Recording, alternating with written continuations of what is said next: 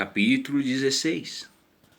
Como os cristãos podem encontrar uma graça nova para renovar sua vida espiritual? Os rios ficam mais largos e profundos quando chegam mais próximo do oceano. Da mesma forma, a graça deveria jorrar mais completa e livremente nos crentes. Quanto mais perto do céu eles estão, quando chegam perto da eternidade.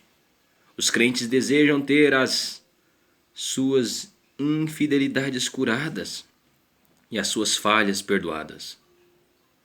Eles desejam ardentemente uma atividade saudável da graça divina para torná-los mais férteis e santos, para o louvor do Senhor e para o aumento de sua própria paz e alegria. Desejam saber que, embora exteriormente estejamos a desgastar-nos, interiormente estamos sendo renovados dia após dia. 2 Coríntios 4,16. A glória dos reis é a riqueza e a paz dos seus súditos.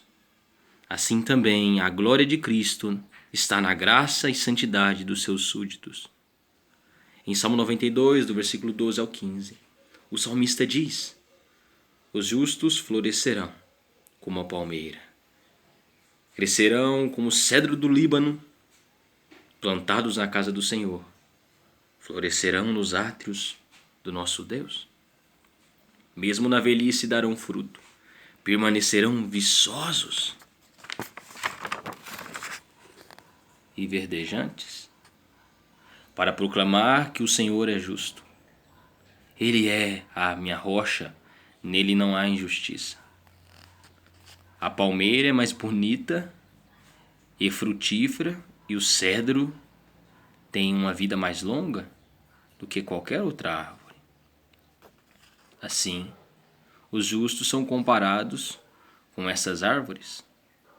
Porém, pela negligência pecaminosa, muitos cristãos são mais semelhantes a arbustos nos desertos. A não ser que sejamos plantados na casa do Senhor, não podemos florescer. Não vamos nos iludir. Podemos até pertencer a uma igreja. Entretanto, a menos que estejamos enraizados e edificados em Cristo, não floresceremos em graça e fecundidade. Colossenses 2,7. Quando os crentes estão vivendo em Cristo, eles recebem um contínuo suprimento de comida celestial que os mantém fortes e saudáveis. Os frutos de uma obediência santa são vistos neles. Isso faz com que a vida pareça atrativa aos outros. Bendito seja Deus pela boa palavra de sua graça que nos encoraja quando sentimos a morte e as tentações da velhice.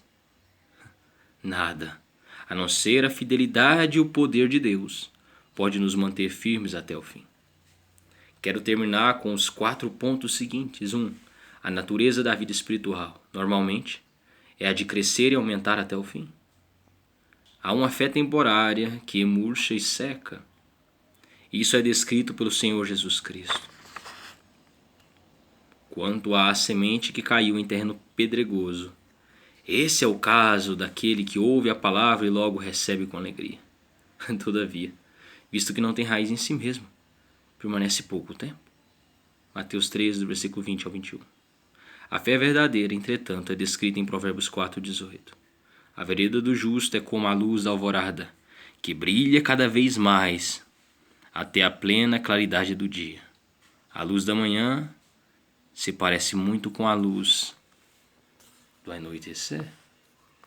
A diferença está em que uma vai aumentando até dar mais luz, tornando-se a perfeição, e a outra gradualmente se torna mais escura até a meia-noite.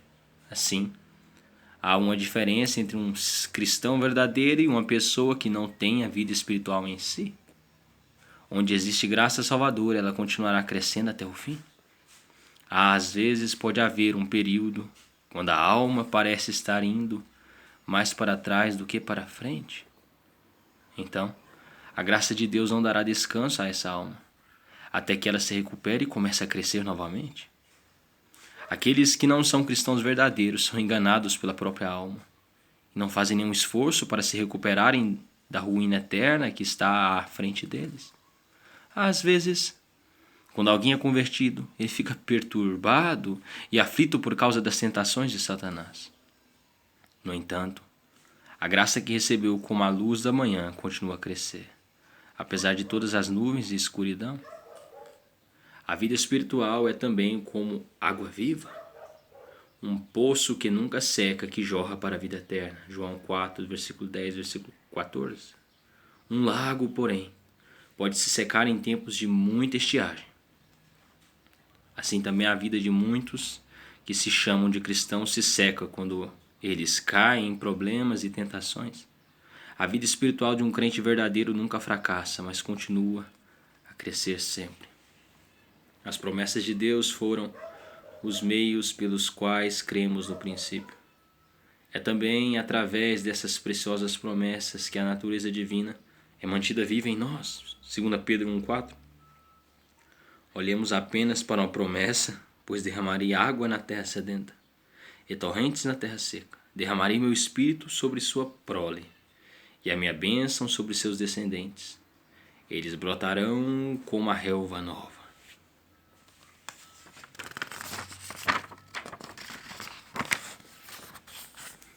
Como salgueiros junto a regatos, Isaías 44, versículo 3 ao 4.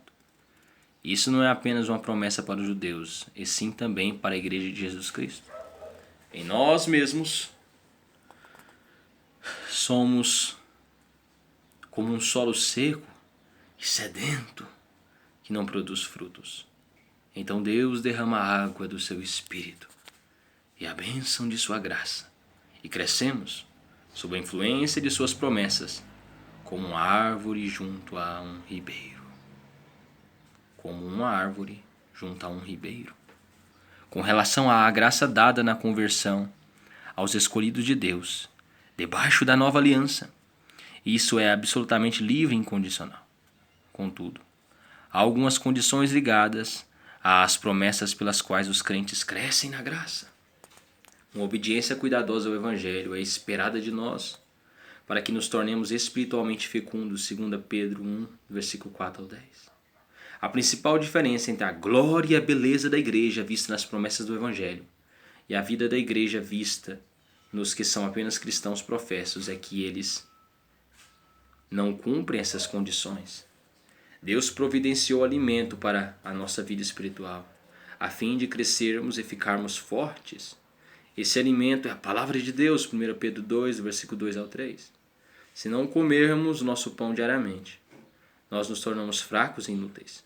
Assim, devemos valorizar a boa palavra da graça de Deus e nos alimentar dela, a qual pode manter a nossa vida espiritual saudável e em crescimento, ainda mesmo na velhice. 2. Os crentes são passíveis de tentações e de se cansarem da sua vida espiritual. Todavia, um cristão autêntico sempre saberá quando está sofrendo de alguma doença espiritual e desejará uma recuperação imediata.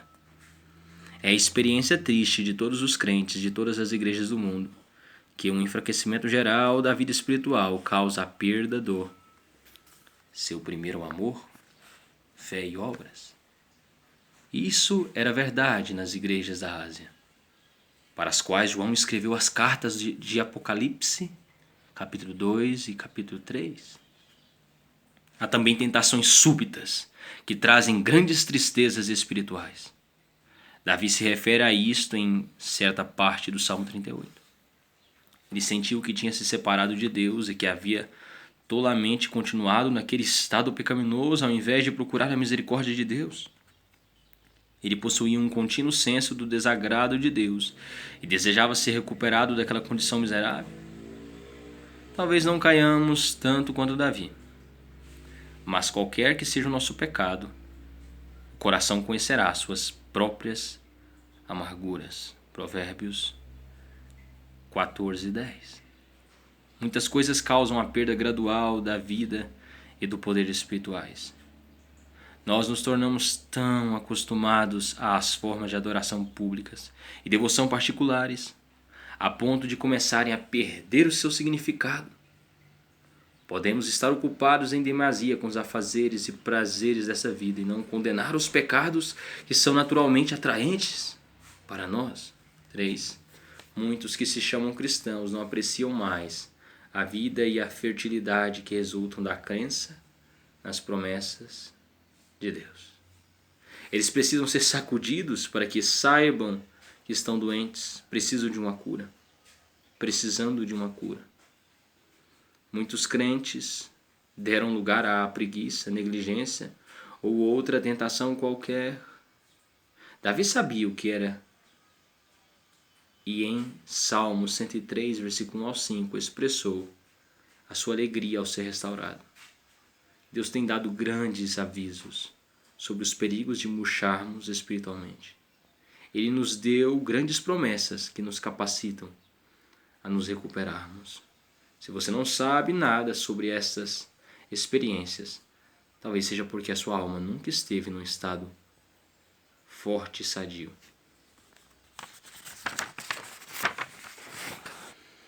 Qualquer pessoa que sempre foi fraca e doentia por toda a sua vida desconhece o que é ser saudável e forte.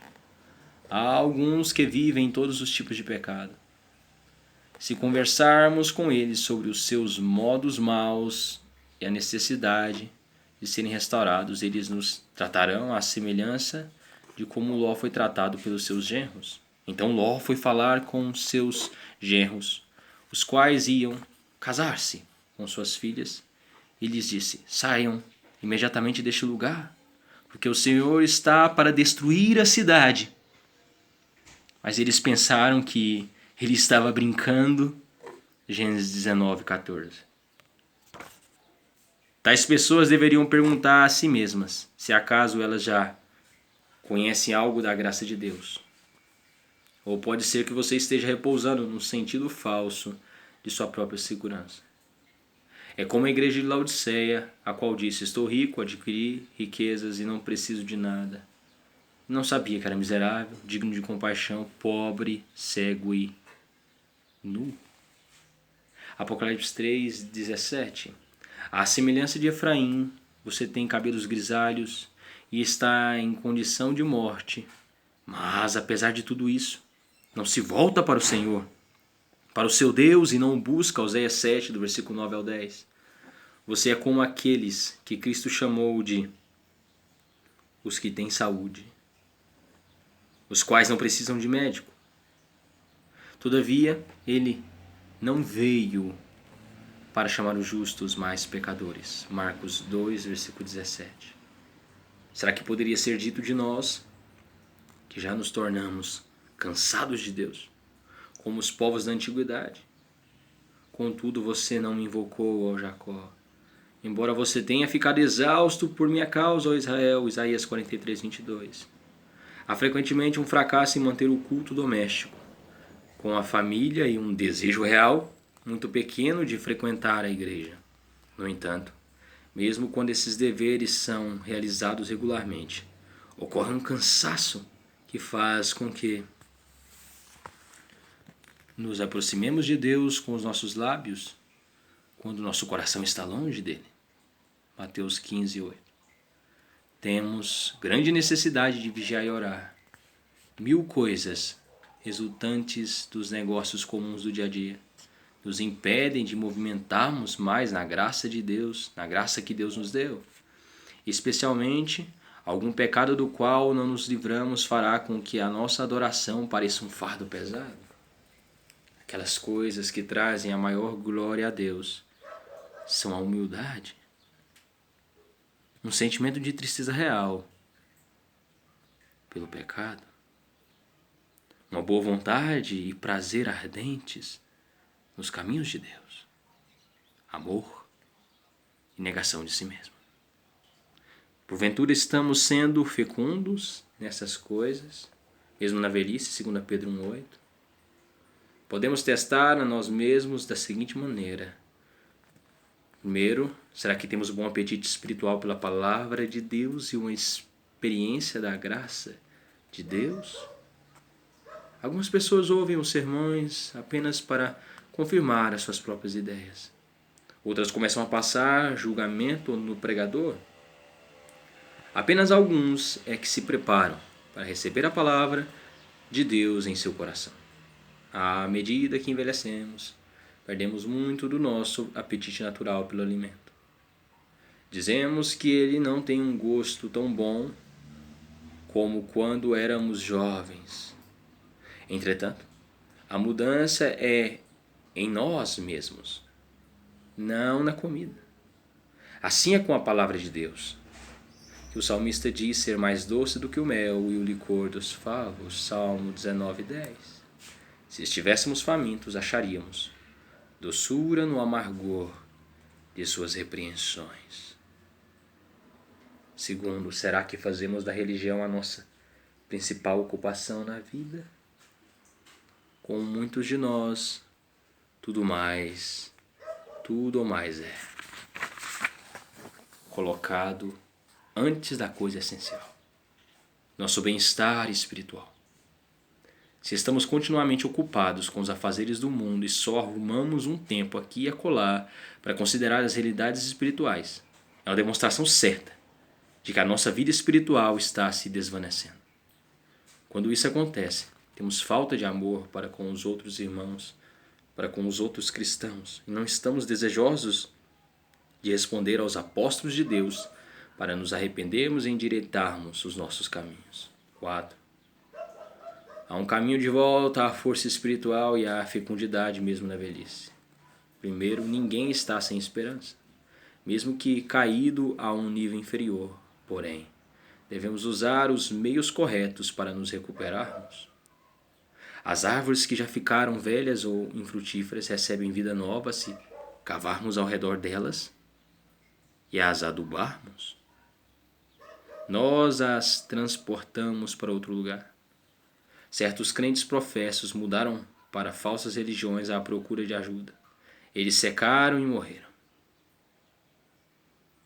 Se apenas tivessem usado os meios apropriados para sua cura, talvez não tivessem morrido.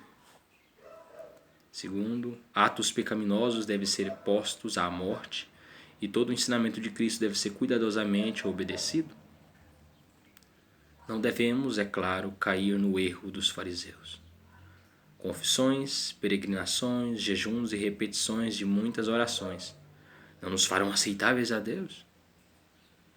Tem que haver um esforço redobrado para deixar o pecado de lado.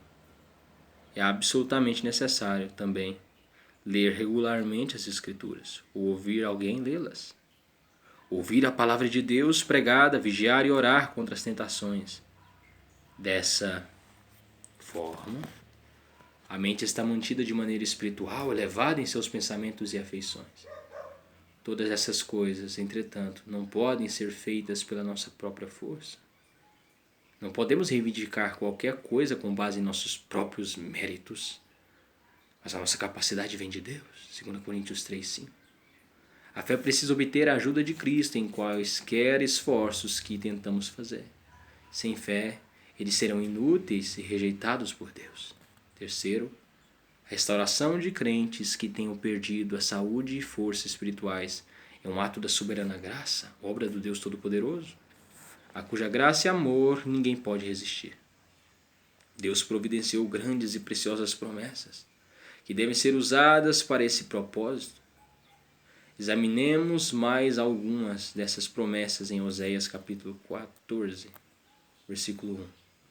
O verdadeiro Israel de Deus, o seu povo escolhido, foi afetado pelos pecados de toda a nação. No início, Oséias havia pronunciado terríveis julgamentos sobre a nação por causa de sua grande maldade. Todavia, nada pôde impedir o poder supremo de Deus de fazer o que ele deseja com o seu povo através da sua graça. Deus ainda era o Senhor, o seu Deus, e apesar de terem caído, eles foram graciosamente convidados a retornar. Versículo 2. Deus, por meio do seu profeta, mostra ao povo como deveria estar orando.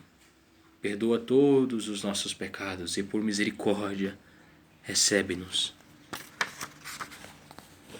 Nenhum pecado é omitido, quando o perdão de todos os pecados foi obtido, e os israelitas começaram a sentir o amor de Deus mais uma vez. Houve o desejo de saber que Deus livremente os aceitou e que eles não estavam mais debaixo do seu desagrado. Versículo 3. Deus espera uma completa e livre confissão dos dois grandes pecados que arruinavam o seu povo: confiança no homem e falsa adoração. A Assíria não nos pôde salvar. Nunca mais diremos nossos deuses aquilo que as nossas próprias mãos fizeram, porque tu amas o órfão. Versículo 4. Apesar de Deus curar as nossas apostasias e nos amar livremente, ainda assim somos intimados a nos arrependermos. E Ele nos dá a graça necessária para assim agirmos. Deus dá a si mesmo o título: Eu sou o Senhor que os cura. Êxodo 15, 26. A única razão para que Ele nos cure é o seu amor imerecido e espontâneo. A cura provinda dele inclui perdão de pecados passados e suprimento de graça para nos tornar frutíferos em obediência. Serei como orvalho para Israel, versículo 5. É verdadeiramente uma grande coisa termos os nossos desvios curados e um senso de beleza e glória do amor, perdão e de graça. E graça de Deus operando em nossa vida novamente. Não se desespere pensando que não vai receber essas fontes saudáveis da graça. Obtenha-as pela fé, as promessas de Deus, pois elas são proporcionadas mediante Jesus Cristo, o glorioso mediador. Todas as provisões da graça vêm de Jesus Cristo e somente dele. Sem mim, vocês não podem fazer coisa alguma, João 15:5. Fui crucificado com Cristo.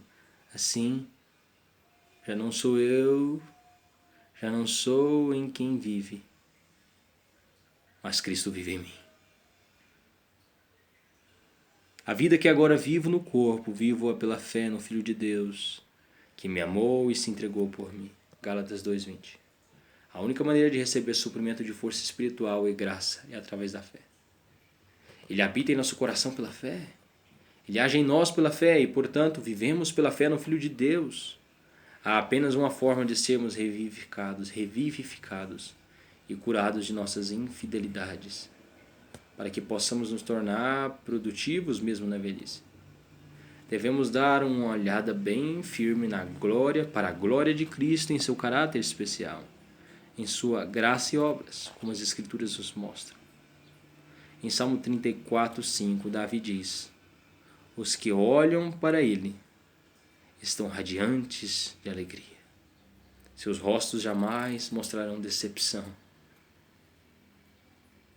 A fé deles foi vista no ato de olhar para Jesus, isto é, para Cristo ou para a glória de Deus nele. O ato de confiança deles veio de uma consideração sobre quem e o que ele é. Eles foram aliviados pela luz salvadora e espiritual que receberam dele. Isso também pode acontecer conosco se olharmos com a mesma fé para o nosso Senhor Jesus Cristo. Voltem-se para mim e sejam salvos, todos vocês confins da terra, pois eu sou Deus e não há nenhum outro. Isaías 45:22. Toda a nossa salvação, incluindo todas as coisas em nossa vida espiritual, depende desse olhar. Esse é o modo pelo qual recebemos graça e glória. Mas quanto a mim, ficarei atento ao Senhor, esperando em Deus, o meu Salvador, pois o meu Deus me ouvirá. Miqueias 7:7. Uma contínua visão da glória de Cristo terá abençoado efeito de nos conformar cada vez mais à semelhança dele. Talvez outras maneiras e formas tenham deixado de nos tornar semelhantes a Cristo. Vamos pôr esta maneira à prova. A maior parte da nossa fraqueza espiritual e esterilidade provém de deixarmos que outras coisas ocupem a nossa mente com muita facilidade. Quando estamos com a mente cheia de Cristo e de sua glória, e o nosso coração arde em grande amor para com Ele, não temos lugar para nenhuma outra coisa. Colossenses 3, versículo 1 ao 5.